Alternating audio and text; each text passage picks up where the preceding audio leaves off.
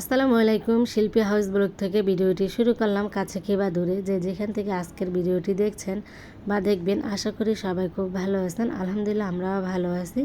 তো এই তো এখন আমি নতুন বিছানার চাদরটা বিছায় নিলাম বিছানাতে। তো আগের চাদরটা ওইটাও নতুন ছিল, তো ওইটা আমি ঈদের দিন বিছানো হয়েছিল। তো অনেক দিনই আর কি বিছানায় ছিল। তো এখন ভাবলাম যে ওইটা নোংরা হয়ে গেছে, ধুয়ে নিব। তো ওইটা সরিয়ে এখন আবার নতুন চাদরটা বিছিয়ে দিলাম। আর এই চাদরের সাথে না দুইটা কভারই ছিল, বালিশের কভার। তবে কুল বালিশের কভার ছিল না। তো আমি কুল বালিশের কভার এটা ম্যাচিং করে আমি আবার পরে নিয়ে নিব আর কি। তো কভারটা পাইনি, বললো যে কুল বালিশের কভার থাকে না, পরে আর কি আপনি ম্যাচিং করে নিতে পারবেন এই আর কি। তো এখন কি করা, তো চাদরটা আমার পছন্দ হয়েছে, রেখে আসলাম না, নিয়ে আসলাম। তো এই তো বিছানোর পর দেখি কেমন লাগে। আর যে আমার মেয়েরা মানে বিছানার উপরে বসেছিল, ওদেরকে এখন বললাম যে তোমরা ওঠো, আমি বিছানাটা আর কি একটু ভালো করে চাদরটা বিছিয়ে মানে গুছিয়ে নিই, তারপর দেখি কেমন লাগে। তো ভালোই লাগতেছে চাদরটা বিছানোর পর। তো চাদরটা কিন্তু ভালোই বিছানায় আর কি ফুটে আছে, ছোট ছোট ফুল, সুন্দরই লাগতেছে। তবে কভারটা কুলবালিশের কভারটা হলে আরও বেশি ভালো লাগতো, কভারটা পাইনি, পরে আর কি ম্যাচিং করে নিয়ে নিব। তো যাই হোক, তো এখনও যারা আমার ভিডিওতে লাইক দেননি, প্লিজ মনে করে লাইকটি দিয়ে যাবেন। আপনারা অনেক সময় ভুলে যান, ভিডিও ঠিকই দেখেন তবে লাইক দিতে ভুলে যান, প্লিজ মনে করে লাইকটা দিয়ে যাবেন। আর যারা সাবস্ক্রাইব এখনও করেনি, সাবস্ক্রাইবটি করে যাবেন। তো এখন এই তো বাজার সদাই করে নিয়ে আসলাম। তো এখন বাজারগুলো বের করব। মাছ নিয়ে আসছি, মুরগি, তারপর এখানে কিছু শুকনা বাজার সদাই করলাম। আর হচ্ছে সয়াবিন তেলও শেষ হয়ে গেছিলো, একটা তেলের গ্যালান নিয়ে আসলাম। আর এখানে মাছগুলো আর কি দেখি, মাছগুলো সবগুলো আর কি কাটবো না, কিছু কিছু মাছ কেটে রেখে দেবো, আর কিছু আবার এমনিতে রাখবো, কারণ এখন দুপুর হয়ে গেছে, সব মাছ কাটতে কাটতে দেরি হয়ে যাবে রান্না বান্না। আর হলুদ মরিচ শেষ হয়ে গেছিলো, হলুদ মরিচ ধনিয়া এগুলোই তো নিয়ে আসলাম। এগুলো মিলে থেকে নিয়ে আসছি, যেখানে আর কি ভাঙানো হয় ওইখান থেকে আমি আনি। তো বড় মাছ নিয়ে আসলাম, রুই মাছ, তারপরে হচ্ছে এখানে কিছু ছোট মাছ। তবে বড় মাছের থেকে না আমার কাছে ছোট মাছ অনেক ভালো লাগে, তবে কাটতে কষ্ট হলেও কিন্তু ছোট মাছ অনেক ভালো লাগে এই আর কি। তো এখানে মুরগি নিয়ে আসছিলাম আমাদের জন্য, তারপর হচ্ছে আমাদের বিড়ালের জন্য। এখানে এগুলো সব মানে আর কি গুছাই রাখবো, তারপর দেখি কোন মাছগুলো এখন কাটা যাবে ওগুলো এখন কাটবো। আর যেগুলো মানে দেরি হবে কাটতে ওগুলো আর কি রেখে দেবো, তো কারণ দুপুর হয়ে গেছে, রান্না বান্নাও দেরি হয়ে যাবে। তো এখন এই তো, আর এইখানে আর কি শুকনো বাজার বলতে কি, ওই যে পোলাও চাল নিয়ে আসছিলাম, নুডলস, তারপরে হচ্ছে বাচ্চারা সস খায়, তো সস নিয়ে আসছি, আর হচ্ছে সয়া সস এইসব আর কি। তো আরও কিছু নিয়ে আসছিলাম, ওইটা আর বের করলাম না। তো এখন এই যে মাছগুলো এখন আমি 2-3টা এইভাবেই ধুয়ে তারপর আর কি বাটিতে রেখে দিব। তো আজকে রুই মাছ রান্না করব না, আজকে আমি একটা মুরগি রান্না করে নিব। আর আমাদের বিড়ালের জন্য মুরগিটা কেটে তারপর সিদ্ধ দিব, আর আমাদের জন্য মুরগিটা রান্না করে নিব। আর আজকে মাছগুলো সব ধুয়ে টুয়ে উঠিয়ে নিব, যখন রান্না করব আর কি লবণ দিয়ে ভালো করে ধুয়ে টুয়ে তখন রান্না করে নিব। এখন এইভাবেই 2টা ধোয়া দিয়ে আমি রেখে দেব। এটা হলো রুই মাছ। তো রুই মাছগুলো আর কি কাইটা আনছে, যেহেতু বড় মাছ বাসা তো কাটতে পারবো না আমি।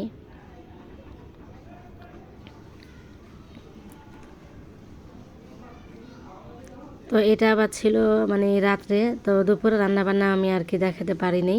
তো এটা আবার ছিল রাত্রে আমার হাজব্যান্ড অফিস থেকে এসে ফ্যানগুলো খুলে দিছে। এই যে এই জালি ফ্যানটা আর কি, এই ফ্যানে এত ময়লা জমছে, আর বেশিরভাগ জমছে হচ্ছে ওই যে বিড়ালের যে লোমগুলো উড়ে উড়ে সব ফ্যানের সাথে আর কি ছিল। এখন এগুলো সব আর কি আমি পরিষ্কার করে নিতেছি। এই তো ফ্যান ধোয়ার শেষ, এখন তো ফ্যানটা আর কি মুছে টুছে শুকায় পরে এখন ফ্যান আবার লাগাই দিতেছে। এই ফ্যানটা আছে বলেই ভালোই আছে, নাই তো এত গরম পড়তেছে। এই বড় ফ্যানটা কিন্তু অনেক বাতাস, আর আমার রুমগুলো তো ছোট ছোট, গরমও বেশি পড়ে, জিনিসপত্র বেশি, এই জন্য। তো তো এই তো ফ্যানগুলো আর কি আমার হাজব্যান্ড লাগাই দিতেছে ফ্যানটা, আর উপরে যে ফ্যান ওইগুলো মোছা হয়ে গেছে, শুধু এই ফ্যানটা বেশি ময়লা হয়েছিল, এই জন্য আজকে আর কি রাত্রেবেলায় আমি ধুয়ে টুয়ে দিলাম ফ্যানটা। ময়লা হলে না মানে বাতাস লাগে না, বাতাস খুব কম লাগে। তো এই যে ফ্যান আর কি লাগানো হয়ে গেছে, উপরের জালি মানে ঢাকনাটা আর কি লাগাই নিছে কভারটা।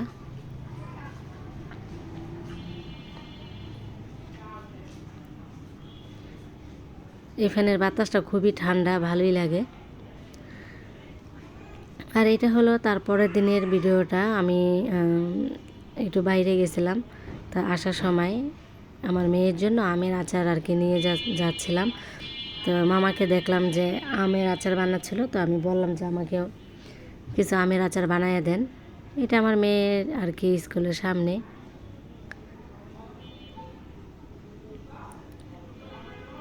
তো তারপরেই তো এটা আবার রাত্রের ভিডিওটা, মানে সন্ধ্যার পর আমি পায়েস রান্না করব।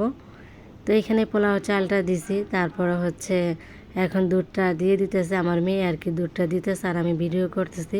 তো আমার মেয়ে দুষ্টামি করে, দেখেন দুধের প্যাকেটটা, মানে বলতেছে আম্মু দুধে যেই দাম, দুধের প্যাকেটটা একটু ভালোভাবে এইভাবে কিপটেমনি না করে এইভাবে করে আর কি নিবা।